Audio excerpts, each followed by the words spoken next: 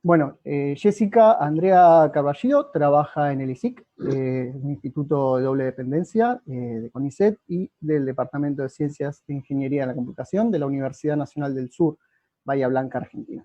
Es doctora en Ciencias de la Computación y docente universitaria. Se desempeña como investigadora adjunta de CONICET, trabajando en el área de informática, categoría 2 de incentivos, desde el año 2018. En particular, desde el año 2000 forma parte del Laboratorio de Investigación en Computación Científica y a comienzos del 2018 empezó a establecer colaboraciones con el Laboratorio de Biología del Cáncer del INIBIC. Está a cargo de un proyecto de grupo de investigación acreditado para incentivos, otorgado por la Secretaría General de Ciencia y Tecnología de la Universidad Nacional del Sur. En cuanto a docencia, Jessica es profesora adjunta del DESIC en materias del área de programación, tanto de grado como de posgrado, con una antigüedad mayor a 20 años. En esta charla nos va a mostrar algunos ejemplos de los trabajos que está realizando en colaboración con el Laboratorio de Biología del Cáncer. Principalmente nos va a contar algunos enfoques de análisis de expresión diferencial, tanto en microarrays como en NGS. Los resultados de las líneas que nos va a presentar han sido presentados principalmente en revistas internacionales indexadas. Una aclaración que quiero hacerles, lamentablemente, por problemas de intermitencia en la conectividad recurrentes en estos últimos días que está teniendo Jessica, tuvo que optar por ofrecernos su charla en formato pregrabado. No obstante, la ven, está acá con nosotros y va a seguir estando, o sea, se va a conectar. Si se le desconecta, se va a conectar al finalizar, así que aprovechen, anoten y hagan muchas preguntas que vamos a seguir la discusión en vivo al finalizar.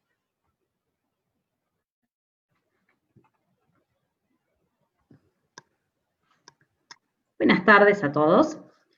Mi nombre es Jessica, como ya me habré presentado anteriormente, y hoy les vengo a contar un poquito lo que estoy trabajando dentro del área de bioinformática, ¿sí? Esta charla decidí llamarla análisis de datos de expresión de genes porque un poco la idea es mostrarles qué tipo de técnicas hemos diseñado y estamos usando para hacer este tipo de análisis, ¿sí? A mí me gusta llamarlo statistical learning, es uno de los conceptos, de los nombres de lo que yo estoy trabajando que me parece que mejor lo representa porque realmente todo el tiempo se están combinando estrategias de machine learning con test estadísticos en las etapas que estoy trabajando en este momento.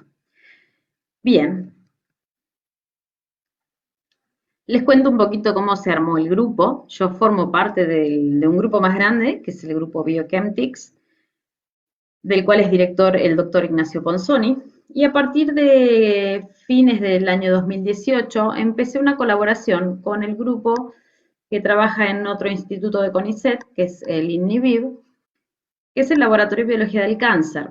Con este laboratorio, en particular, en este momento me encuentro haciendo más trabajo intenso con la doctora Marilina Mascaró, que es una bioquímica. Este laboratorio está integrado principalmente por biólogos, bioquímicos, y también tiene una importante interacción con profesionales del Hospital Municipal de Bahía Blanca. Entonces empezamos una colaboración con otra investigadora de mi departamento, Rocío Cecchini, y algunos integrantes de este laboratorio de biología del cáncer. De esta forma armamos lo que yo llamé grupo de investigación dedicado al diseño, implementación, aplicación y validación de herramientas bioinformáticas para el análisis de datos ómicos en el estudio del cáncer. Recientemente se sumaron a nuestro grupo la doctora Silvia Castro y Luján Ganusa, que están más dedicadas a la parte de visualización y con ellas también estamos haciendo algunos trabajos. Bien, mi departamento es el Departamento de Ciencias e Ingeniería de la Computación. Yo formo parte de este departamento y del Instituto de Ciencias de la Computación, que están dentro del mismo edificio, ¿sí? En la ciudad de Bahía Blanca. Este es nuestro edificio nuevo, donde nos mudamos hace unos poquitos añitos y que por suerte lo estuvimos disfrutando hasta que comenzó la cuarentena y bueno, nos tiene alejados, pero ya vamos a volver. Bien, para que conozcan un poquito de la zona por la que estoy trabajando. Bien, ¿cómo está organizada la charla? Primero les voy a contar un poco por qué es importante conocer qué es lo que pasa con la expresión de los genes, ¿sí? Dándoles una pequeña introducción a la parte de biología molecular, lo mínimo como para entender el problema. Después vamos a ver qué es un experimento de microarray, que es una de las formas que tenemos para conocer el nivel de expresión de cada uno de los genes. También vamos a ver otra de los enfoques que ahora estamos empezando a trabajar, que son los experimentos RNA-seq, que es otra tecnología distinta. Vamos a ver los análisis, los tipos de análisis que se hacen sobre estos datos, aplicaciones generales y el desafío principal que actualmente estamos abordando. Y finalmente, bueno, vamos a hacer algunos comentarios finales. Bueno, en cuanto a la motivación entonces de nuestro trabajo, acá tenemos un gráfico que muestra claramente nombres de genes, ¿sí? Lo que tenemos acá, P53, P13K, son nombres de distintos tipos de genes y según donde estén ubicados, significa que están relacionados con algún tipo de cáncer. Por ejemplo, cáncer de mama, cáncer de pulmón, cáncer de cerebro, cáncer de hueso, ¿sí? Estos son los genes más importantes, que cuanto más grandes se vean, más frecuentemente hay algún defecto en la expresión de ese tipo de gen. ¿Sí? Puede ser o bien que estimulen o bien que prevengan la división celular. Y esto, bueno, está relacionado con distintos tipos de cáncer. Pero ¿a qué se le llama la expresión de un gen y por qué es tan importante esto dentro de lo que es biología molecular? Dentro de los conceptos más básicos está el dogma central de la biología molecular, que es el que dice que la información va desde el ADN al ARN a la proteína. ¿Y esto qué quiere decir? El ADN está dentro del núcleo y es el que contiene toda la información necesaria para que las células sepan lo que tienen que hacer. Pero ¿quién es el que ejecuta la información que almacena el ADN? Las que ejecutan esa información son las proteínas, que están por este lado, ¿sí? Entonces, yo tengo información dentro del núcleo y tengo quienes tienen que ejecutar esa información fuera del núcleo. Entonces tenemos un personaje muy importante, que es el ARN, que se encarga de tomar, copiar la información del ADN y llevarla hasta la proteína, que es la que la va a ejecutar. ¿Bien? No todos los genes están activos durante todo el tiempo. Entonces, lo que se hace en los estudios de expresión de genes es ver cuánto ARN hay que se corresponde con un determinado gen. Si hay mucho ARN, quiere decir que ese gen se está expresando mucho. ¿Qué quiere decir? Que la proteína va a ejecutar mucho las acciones que tiene almacenadas ese gen. ¿Sí? Por esta razón es que es importante saber el nivel de actividad de un gen, y eso se hace midiendo la cantidad de ARN mensajero. Nosotros trabajamos principalmente con dos tipos de tecnología. La primera son los experimentos de microarray, donde lo que terminamos trabajando son matrices, ¿sí? Matrices de números reales que se descargan de distintas fuentes. Yo en particular trabajo mucho con Geo, que es Gene Expression Omnibus, que es una base de datos pública, donde hay muchos experimentos que se hicieron y están todos los datos de expresión de los genes en esos experimentos. Pero sobre lo que nos importa a nosotros, tenemos una matriz de números enteros, donde se indica que, por ejemplo, cada fila corresponde a un gen y cada columna corresponde a una muestra. Esto podría ser la muestra del paciente 1, esto la muestra del paciente 2 y esto la muestra del paciente 3. Y cada uno de estos corresponde a un prob que en realidad, por ahora, para simplificar, vamos a suponer que cada prob está asociado a un gen determinado. ¿Sí? Entonces, cada fila es un gen, cada columna es una muestra. Un ejemplo de un conjunto de datos real que tenemos es un conjunto de datos de cáncer de tiroides. Estos son los nombres que se dan a las muestras y por aquí tenemos numerados las filas que corresponden a los genes. Obviamente puede haber datos que no se han podido tomar, que son los not available, los NA, y después tenemos valores de expresión de cada gen. Un gen con un valor 0,3 tiene menos expresión que uno que tiene 0,8. ¿Sí? Entonces se supone que este gen dentro de esta muestra estuvo más expresado. ¿Qué otra información tenemos en estos datasets? Bueno, para cada muestra tenemos lo que se llaman las metavariables. ¿Qué son las metavariables? Es información adicional de esa muestra. Una de las metavariables más importantes es la que nos indica el tipo de muestra que estamos trabajando. Por ejemplo, estas son todas muestras de tejidos extraídos de tiroides, y acá tenemos 3 muestras de tejido sano, o sea que esta se sabe que su clase sería sano, de esta también y de esta también. Tenemos 3 que están etiquetadas como adenoma y 2 que están etiquetadas como carcinoma. Así que son 2 tipos de patología dentro del cáncer de tiroides. Entonces, además de la matriz de expresión en sí, tanto para las muestras como para los genes, tenemos las metavariables que nos dan información adicional.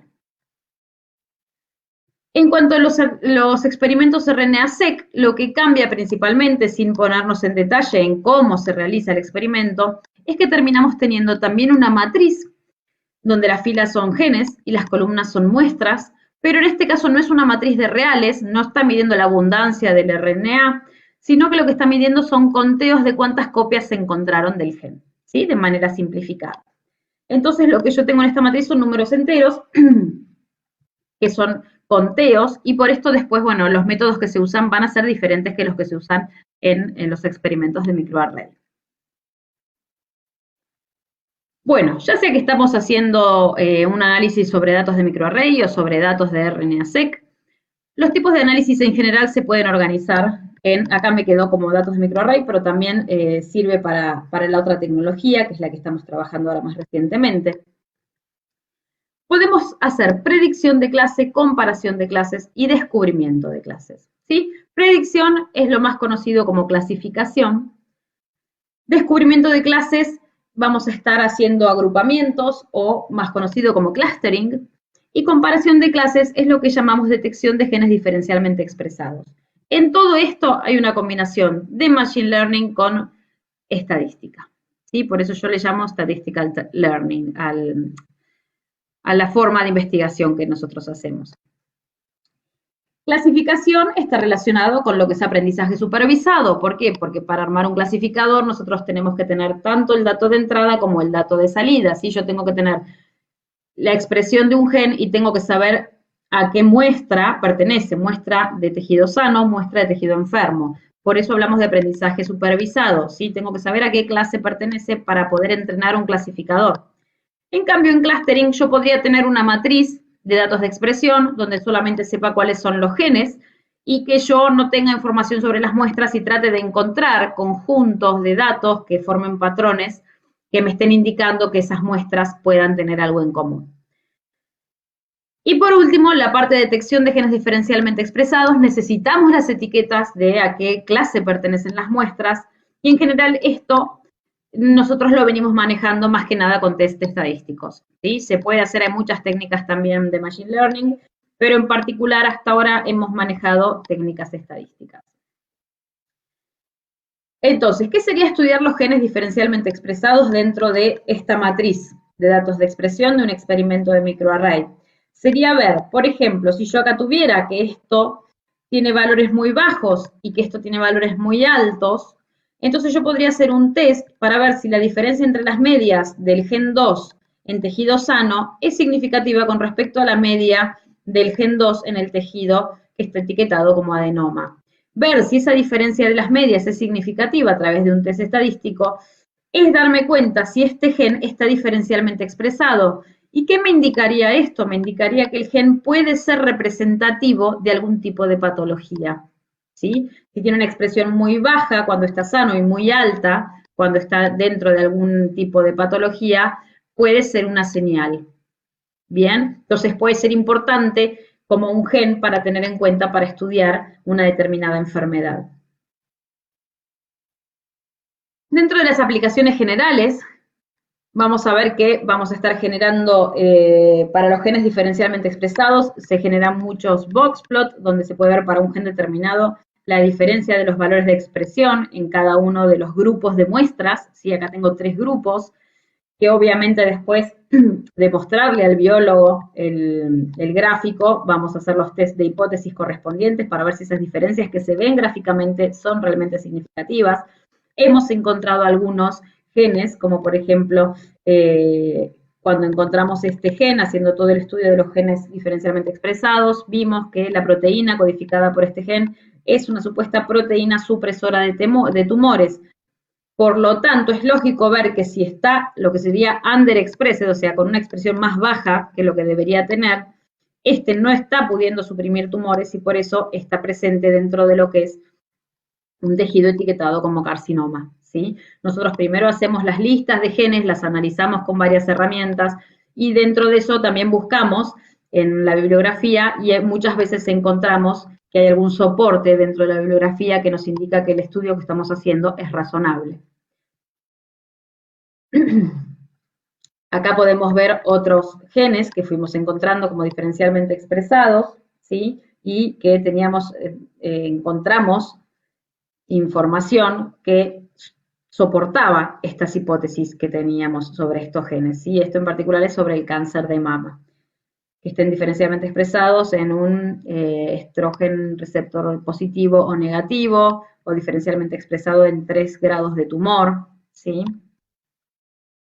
Bien, también se pueden hacer, como les dije, agrupamientos, ¿sí? Acá tenemos un clustering jerárquico, entonces sobre todo esto también se analiza y se estudia, a ver si los genes que quedaron dentro de un grupo están relacionados, se hacen estudios con Gene Ontology, que es una ontología con información sobre los procesos biológicos y las funciones moleculares de los genes.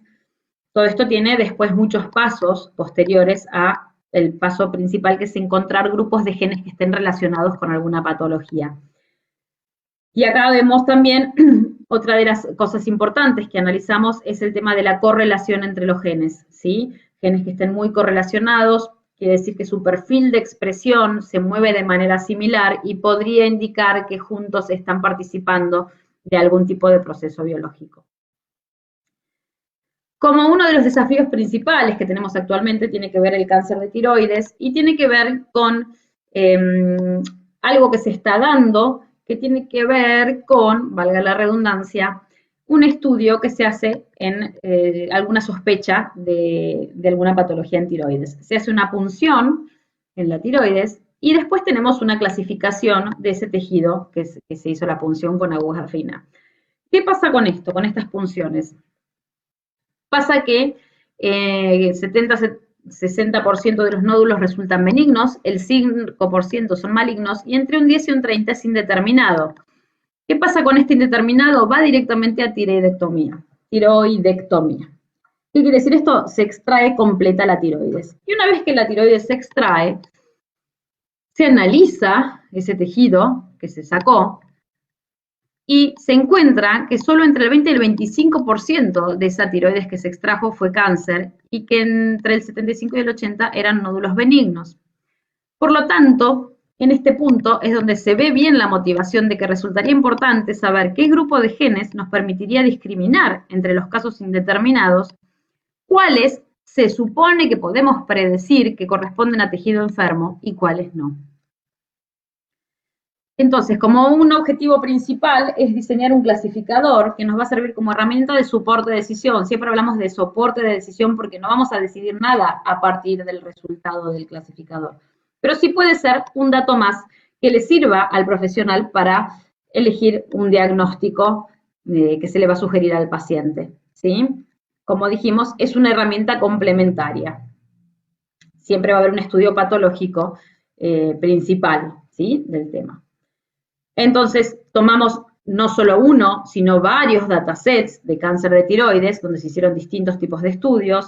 La primera etapa es justamente la de feature selection, que es elegir un grupo muy reducido de genes que sean informativos, o sea, que sean relevantes, para diferenciar entre tejido sano y tejido enfermo, por ponerlo de manera simplificada. Entonces acá podemos ver, vamos a poner todo el gráfico. ¿Cuál es la idea? Tengo conjuntos de datos con muestras de tiroides, sanas y enfermas. A partir de ahí hacemos la selección de genes informativos. Esta parte ya es la que venimos realizando desde el año pasado. Tengo implementado un algoritmo genético que tiene dos objetivos, buscar genes diferencialmente expresados y que además tengan una correlación en sus perfiles de expresión. La idea es compararlo con Random Forest.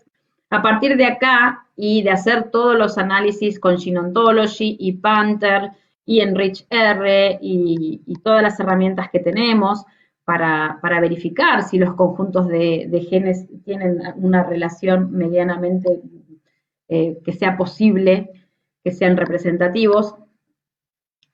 Usarlos, esos genes, para reducir el conjunto de datos de muestras de tiroides, ¿sí? Entonces vamos a tener conjunto de datos de muestras reducidos a esos genes que pudimos seleccionar. A partir de ahí, el conjunto de datos reducido nos va a permitir entrenar el clasificador, que será probaremos con una red neuronal, o probaremos también con Random Forest. ¿Y cuál es la idea? Una vez que esté entrenado el clasificador, bueno, que el usuario pueda, a partir de un paciente, además de hacer la punción con aguja fina, pueda obtener con un PCR la expresión de los genes seleccionados, por ejemplo, genes A, B y C. Dárselo como entrada y que el clasificador sugiera una clase, ¿sí? Por ejemplo, que me diga, bueno, según la expresión de estos genes, yo puedo predecir que el tejido es normal. Y entonces ya con este dato extra, aparte de lo que tenga como el estudio patológico, ¿sí? Poder decir, bueno, a partir de ahí tomar la decisión que el profesional decida, valga la redundancia. Entonces, bueno, esto era un poco para tener un pantallazo de lo que es el análisis de expresión de genes, qué es la expresión, en qué tipo de problemas lo podemos aplicar. Principalmente nosotros estamos trabajando con cáncer, con algunos tipos particulares de cáncer. Me parece muy importante en este punto destacar lo importante que fue para mí en particular el trabajo interdisciplinario, sí me parece súper enriquecedor. Yo puedo probar los resultados y mostrándoles a ver si tiene alguna lógica lo que estoy tratando de analizar y además de la parte de biología me llegan problemas que está bueno poder aportar algo con las herramientas bioinformáticas.